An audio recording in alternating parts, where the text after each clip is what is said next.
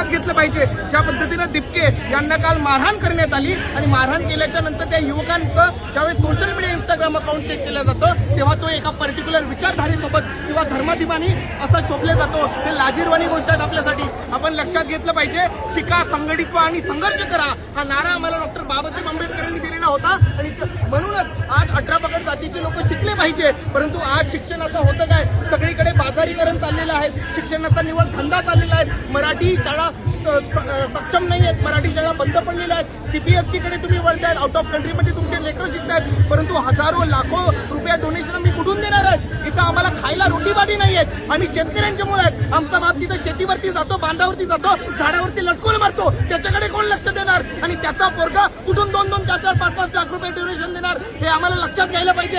आणि अशामध्ये 6-6 महिने अरे किडण्या विकाव करे, आम्ही किडण्या विकून गहाण ठेवाव का? एवढा मोठं डोनेशन इकडं आमची शेतीवाडी गहाण करतो आणि लेकरांना इकडं कोटा असो, राजस्थान असो, दिल्ली असो किंवा IIT असो अशा मोठमोठ्या ठिकाणी शिकवतो। अरे नीट सारखा पेपर जर लीक होता तरी आमच्या धनंजय प्रधान, नरेंद्र मोदीनं, प्रधानमंत्रीनं नेहरूपेक्षा जास्त दिवस सत्ता भोगली म्हणून आरती करायला जातात देवाची। अरे अभिजित दिपके सारखा माणूस युवकांसाठी लढत आहे, तेव्हा तुम्हाला काही वाटत नाही, तेव्हा तुम्हाला काही लाजा वाटत नाही, देवाची आरती तुम्ही करता रे आणि अशी चंड झाल्यासारखं करता। परंतु एका पोराच्या विषयी एवढे जण मरतायत, आत्महत्या केला, त्याचं तुम्हाला अजिबात वाटत नाही। अरे आमच्या महाराष्ट्राच्या शिक्षण मंत्र्यानं नातवाला टेस्ला कार दिली होती, टेस्ला कार आणि जेव्हा कंडक्टर पास नाही आहेत, पास तुमच्याकडे पास नाही आहे म्हणून छोट्याच्या विद्यार्थ्याला थापड मारून उतरून देतात, हे तुमची लाज यायला पाहिजे, आम्हाला लक्षात घ्यायला पाहिजे।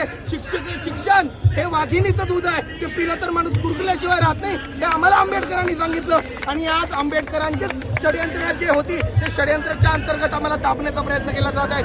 म्हणून इथे छात्र भारतीचा बिल्ला लावलेला आहे। विद्यार्थ्यांसाठी काम करणारी आमची एक व्यवस्था आहे, एक संघटना आहे, जिच्या माध्यमातून आम्ही या ठिकाणी आलेलो आहे। डॉक्टर बाबासाहेब आंबेडकरांचा